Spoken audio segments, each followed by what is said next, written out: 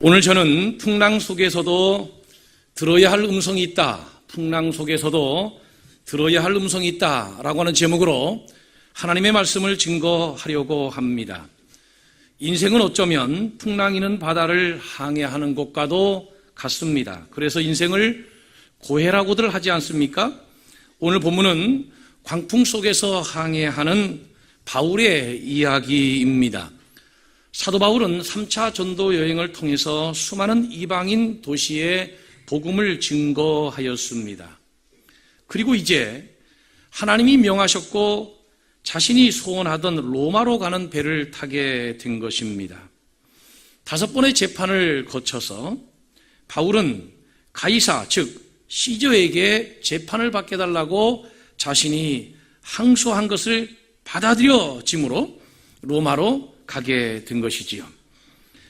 사실상 4차 전도 여행을 지금 진행하고 있는 여정입니다. 그래서 오늘 우리가 읽은 27장에 보면 1절로부터 8절까지를 통하여 사도 바울이 어떤 경로와 과정을 통하여 항해하고 있는지에 대해서 설명하고 있습니다.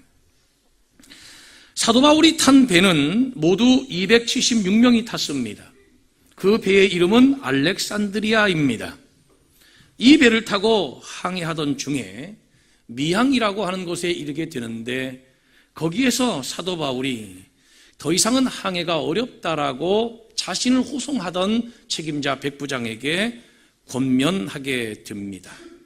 지금은 항해하기가 위태로우니 여기서 멈춰 있다가 다시 가자는 것입니다. 이번 항해가 화물과 배만 아니라 우리 생명에도 많은 타격과 손해를 끼치게 될 것이라고 권면했습니다. 그러나 백부장은 바울의 말보다는 선주와 선장의 말을 더 믿었다고 했습니다. 그리고 항해는 강행되게 되었습니다. 처음에는 남풍이 순하게 불어서 자신들의 뜻대로 되는 줄 알았습니다. 그러나 본문 14절에 보면 얼마 안 돼요 라고 하는 표현이 나오죠. 얼마 안 돼요. 그들은 유라굴로라고 하는 광풍을 만나게 되었습니다. 그렇습니다. 인간의 뜻이라고 하는 것은 처음에는 순탄하게 보이지요. 그러나 그것이 얼마나 가겠습니까? 하나님께서 깨닫게 하시고 알려주시고 하나님께서 영감으로 느끼게 해 주셨을 때에 순종하면 얼마나 좋겠습니까? 그러나 그들은 강행했습니다. 그래서 만난 곳이 바로 유라굴로라고 하는 광풍이었습니다. 어떻게 되었냐고요? 14일 동안 바다 한가운데서 헤매게 되는데 자신들이 가진 모든 것을 다 배 밖으로 던져버렸습니다. 또 배의 모든 장비들까지도 기구들까지도 다 내버렸습니다. 그리고 자신들의 생명마저도 위태롭게 되었습니다. 자, 결론입니다. 어떻게 되었냐고요?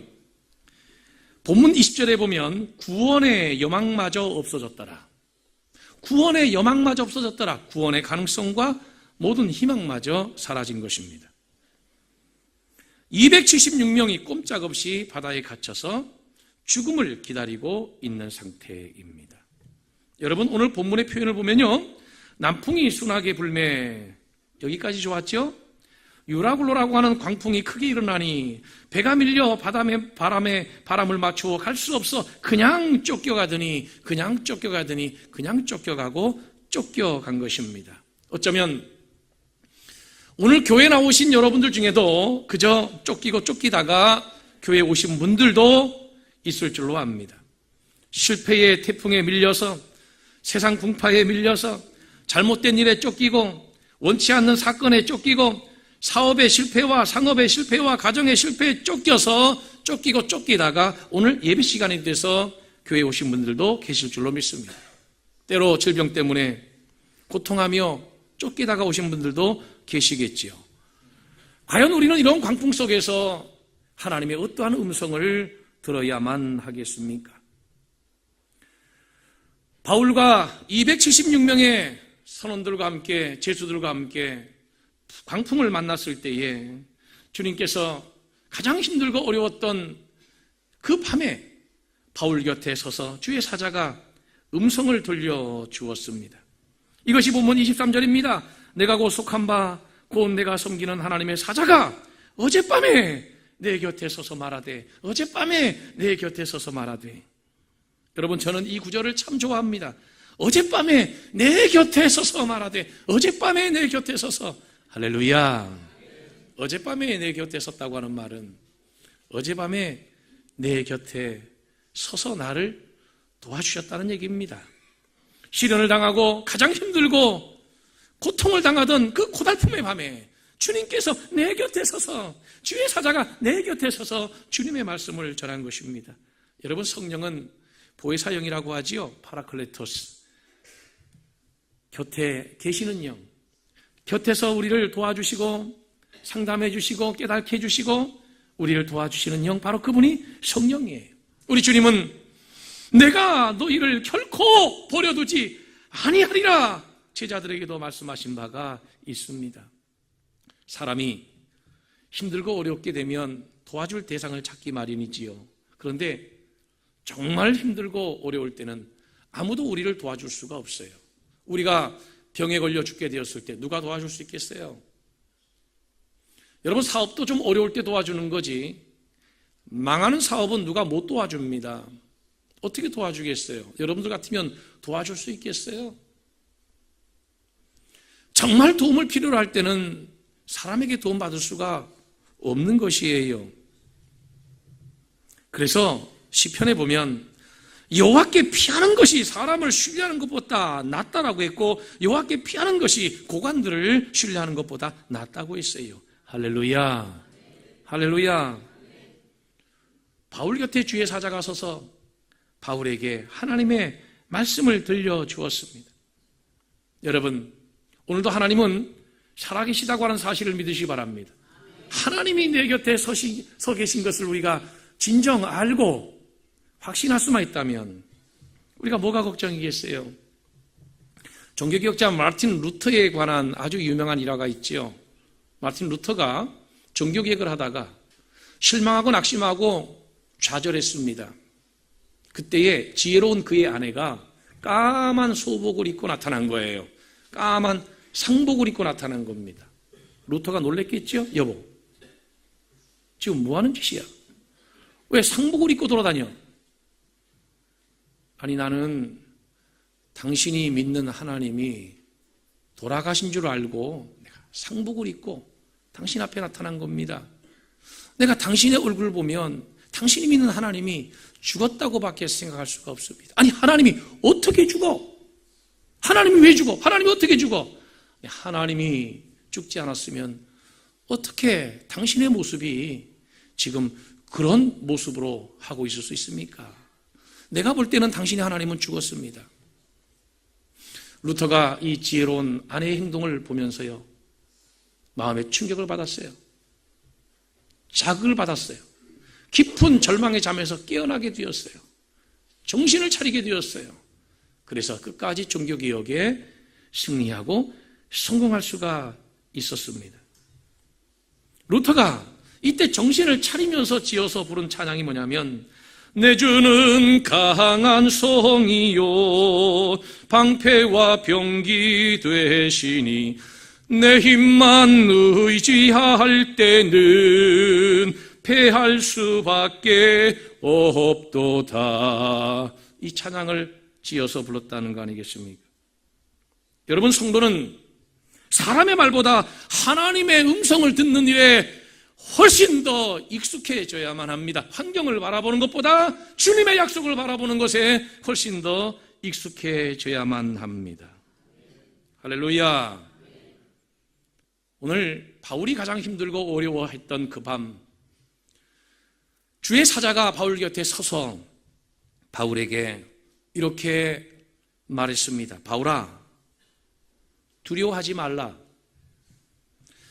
어떠한 처방과 해결책을 내놓기 전에 먼저 바울에게 선행적으로 권면한 것은 무엇이냐면, 바울아, 두려워하지 말라. 여러분, 믿음은 다른 것이 아니라 하나님을 믿기 때문에 두려움을 극복하는 것, 두려움을 이겨내는 것, 그것이 바로 진짜 신앙이고 믿음이라고 하는 사실을 깨달으시기를 주의 이름으로 축원합니다. 할렐루야. 생활 때문에 힘들어하고 어려워하시는 분이 계십니까? 바울이 만난 광풍 못지않게 인생의 광풍을 만나, 태풍을 만나 힘들어하고 어려워하는 성도들이 계십니까? 하나님의 약속을 믿으세요.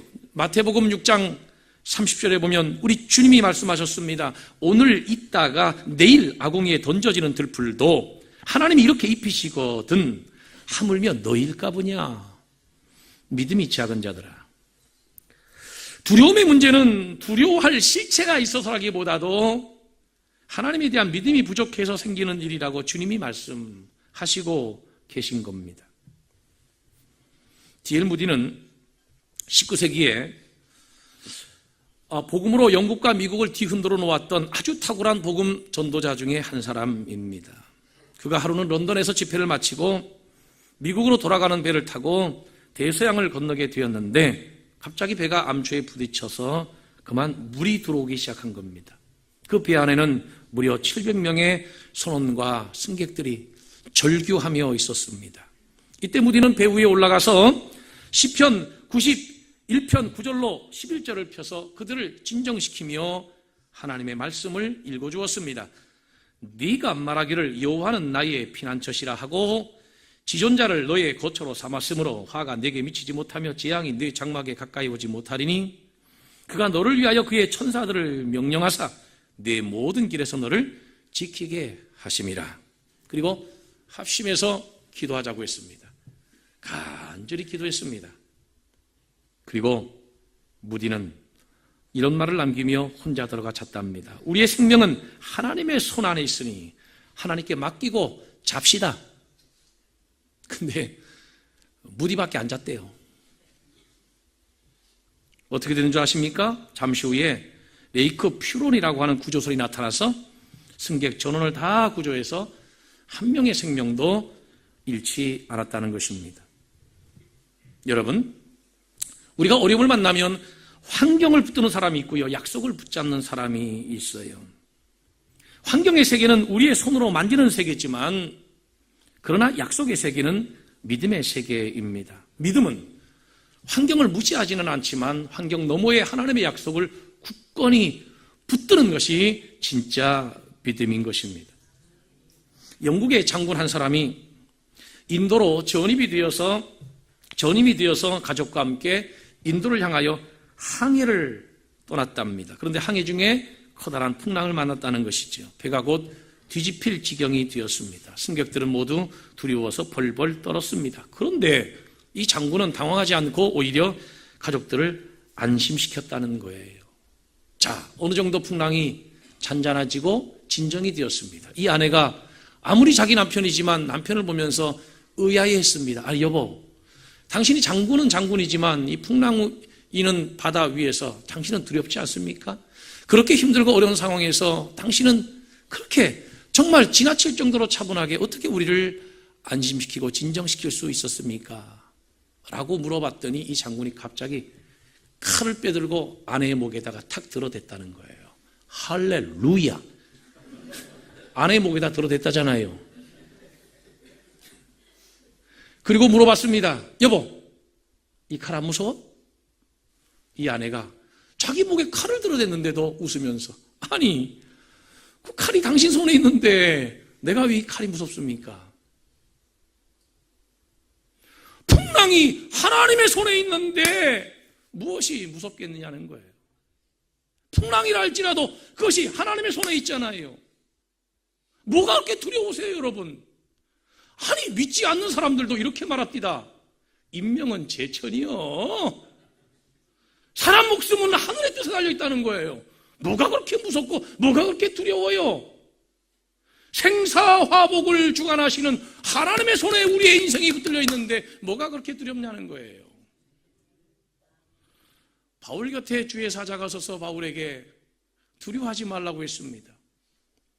여러분, 오늘도 내 곁에 주님께서 서 계시다고 하는 사실을 깨달는다고 하면 우리는 결코 두려워할 필요가 없는 것입니다. 하나님은 나를 나보다 더 사랑하시는 분이세요. 할렐루야. 자, 그러면 그 주의 사자가 바울에게, 바울아 두려워하지 말라, 그 이유가 뭡니까? 왜 두려워하지 않아야 합니까? 지금 풍랑 이는 바다 위에 덩그러니 배 한 척이 서 있습니다. 모든 것을 다 집어던졌습니다. 배도 많이 파손되고 끼어졌습니다. 언제 죽을지를 모르는 상황에서 어떻게 두려워하지 않을 수 있다는 얘기입니까? 그 뜻밖의 주의 사자가 바울에게 이렇게 하나님의 말씀을 전해 주었습니다. 바울아, 두려워하지 말라. 네가 가이사 앞에 서야 하겠고, 가이사 시저, 너가 시저 앞에 서야 한다. 너는 시저 앞에 서야 한다. 그것이 나의 명령이고 그것이 너의 소원이며 너의 기도의 제목이었지 않느냐. 너는 가이사 앞에 서야 한다. 너는 로마로 가서 가이사 앞에 서서 복음을 전파하겠다라고 나에게 그동안 기도하지 않았느냐. 내가 분명히 얘기했지 않냐. 너는 예루살렘에서 나의 증인이 된 것처럼 로마에 가서도 나의 증인이 되어야 하리라고 내가 너에게 명령하지 않았느냐. 너는 가이사 앞에 서야 한다. 그 말이 무슨 말이에요? 야, 바울아, 너 사명 있잖아. 너가 서야 할 자리가 있잖아. 내가 해야 될 사명이 있잖아. 사명이 있으니까 두려워하지 마라. 여러분, 이 말은 참 놀라운 말입니다. 무슨 말이냐면요, 이것을 좀 다시 되새겨보면 사명이 있는 자는 결코 죽을 수 없다는 얘기고 죽지 않는다는 얘기 아니겠습니까? 할렐루야, 할렐루야. 그렇습니다. 여러분, 사도행전에 보면 바울에게 두려워하지 말라, 바울에게 나타나서 두려워하지 말라라고 말씀하셨던 주님의 음성이 꼭 3번 나옵니다. 한 번은 고린도에서 전도할 때인데요, 고린도에서 정말 힘들고 어려웠던 상황에서 주님께서 이렇게 말씀하십니다. 바울아, 두려워하지 말고 말하라. 이 성에는 나의 백성이 많음이라. 할렐루야. 자, 그 다음에 바울이 많은 유대인들 앞에서 공회에 잡혀서 신문을 당할 때에, 그때에 심지어 흥분한 유대인들이 바울의 입을 쳐라 그랬습니다. 바울의 입을 쳐라. 바울을 죽이려고 했고 테러하려고 했습니다. 그때 바울에게 주님이 또다시 나타나십니다. 바울아, 두려워하지 말라. 말하라. 두려워하지 말라. 자, 그리고 오늘 본문에 보면 광풍을 만난 바울에게 또다시 주님이 나타나십니다. 바울아, 두려워하지 말라. 너는 가이사 앞에 서야 하리라. 너는 가이사 앞에 서야 하리라. 할렐루야, 할렐루야. 여러분, 우리가 두려워하지 않아도 되는 것은 무엇이냐면 사명이 있기 때문이에요. 정말 우리가 풍랑이는 그 바다 위에서, 그 배 위에서 하나님의 음성을 들어야 할 것이 있다면 그것은 다름 아닌 네가 가이사 앞에 서야 한다라고 하는 주님의 사명의 소리입니다. 여러분들이 혹시 시험 가운데 있습니까? 시험 가운데서도 꼭 들어야 할 하나님의 말씀이 있다면 그것은 너에게 사명이 있다는 것입니다. 환난과 고난 가운데, 연단 가운데 들어야 할 하나님의 음성이 있다면 그것은 네가 가이사 앞에 서야 하리라. 네가 가이사 앞에 서야 하리라. 가난 가운데, 질병 가운데, 또 환난 가운데 들어야 할 하나님의 음성이 있다면 그것은 너에게 아직 사명이 남아있지 않느냐는 거예요. 여러분, 사람들은 자기 인생의 목적에서 자기 인생의 방법을 찾아야 하는데, 자기 인생의 목적은 아랑곳하지 않고 자기 인생에 있어서 방법만을 찾고 갈구하기에 인생에 승부가 나지 않는 것입니다. 생각해 보세요. 사막 한가운데 있는 사람에게 속도가 중요하겠습니까? 방향이 더 중요하겠습니까? 나침판이 더 필요하겠습니까? 시계가 더 필요하겠습니까? 방향을 잃어버린 사람은 빨리 가면 빨리 갈수록 더 그 인생은 꼬이고 어려워지는 것입니다. 여러분, 지금 우리의 삶이 고단하고 힘들고 어렵다고 해서 낙심 가운데 앉아 있을 것이 아니라 내가 무엇을 위한 어려움인가? 내가 무엇을 하기 위한 사람인가? 하나님께서 나에게 무엇을 원하시고 무엇을 요구하시는가? 하나님이 우리에게 기대하시는 사명, 부르심의 소명에 대해서 한 번쯤 더 생각해 보아야만 하는 것입니다. 하나님께서는 사도 바울의 사명을 선명하고 분명하게 하도록 하기 위해서 그에게 풍랑이라고 하는 것을 주었어요. 디도서에 보면요, 사실 거기서 풍랑 만난 사건 때문에 거기에 그 섬에, 그레데 섬에 장로들을 예비하셔서 그 섬이 다 복음화되게 하고 사도 바울을 돕도록 했습니다. 우리는 이해가지 않지만 환난과 고난 속에는 다 하나님의 뜻이 있고 하나님의 경륜과 섭리가 있는 것이에요. 그 중에 하나가 나는 사도 바울의 믿음의 문제라고 생각합니다. 사도 바울이 믿음이 없었다고 하는 말이 아니라 사도 바울은 당시 모든 세계가 로마로 통하던 시대에, 모든 세계를 로마가 점령했던 그 시대에 로마의 황제 시저 앞에 그가 서야만 합니다. 그리고 그에게 복음을 전해야만 하는 사명을 가지고 있는 것입니다. 얼마나 큰 담대함과 믿음의 확신이 필요했겠어요. 그래서 바울에게 이와 같은 경험과 체험을 허락하셨는지도 모르겠습니다.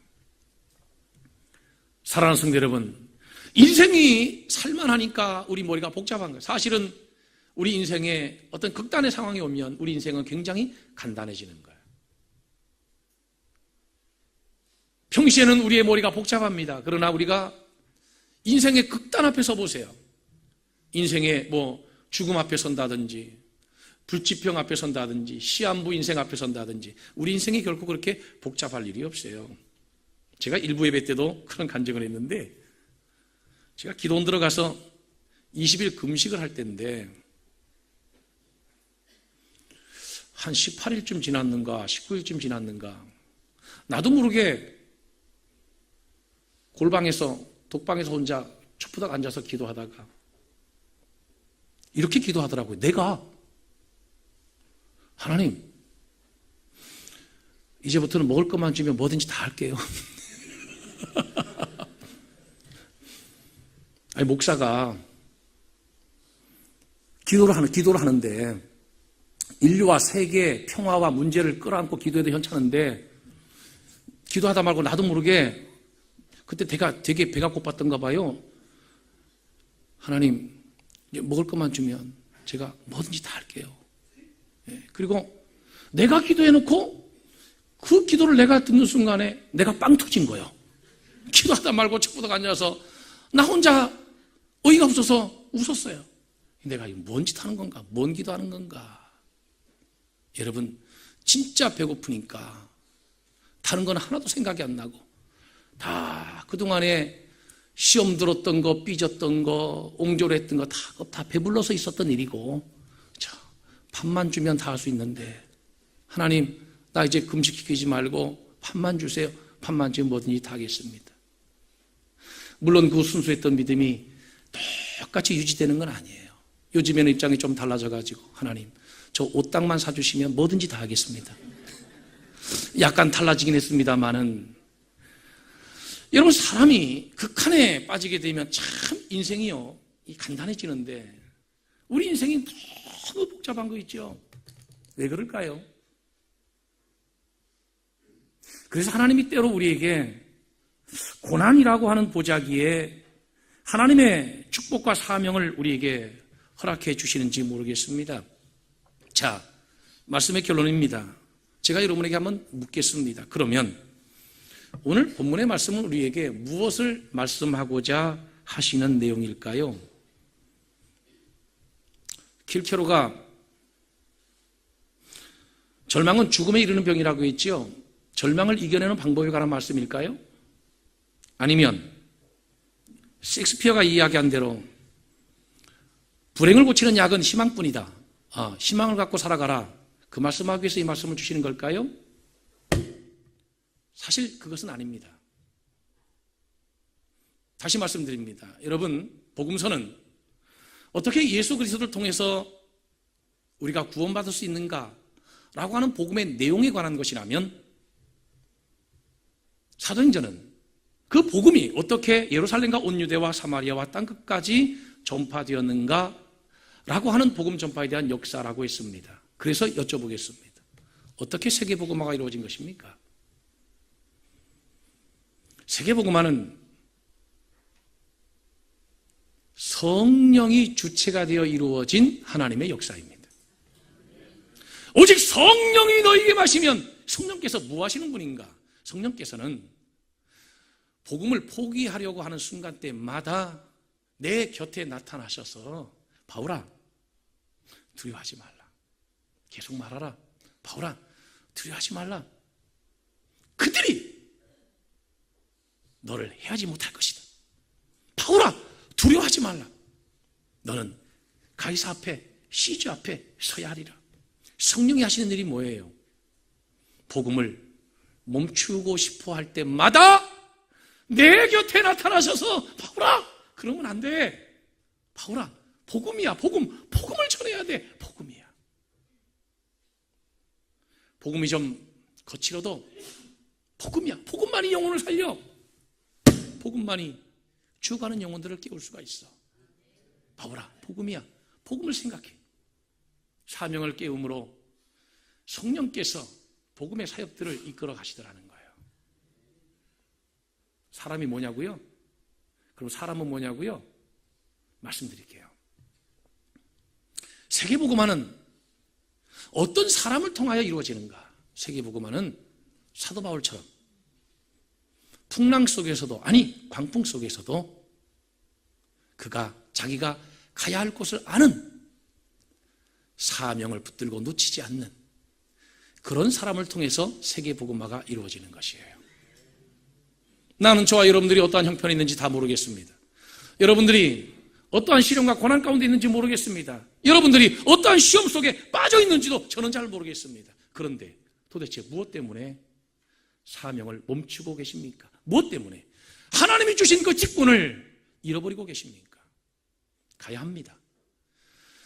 계속 가야만 합니다. 광풍 속에서도 하나님의 사명만큼은 놓치지 말아야 합니다. 그 신앙으로 이루어진 것이 바로 세계 복음화입니다. 기도하겠습니다.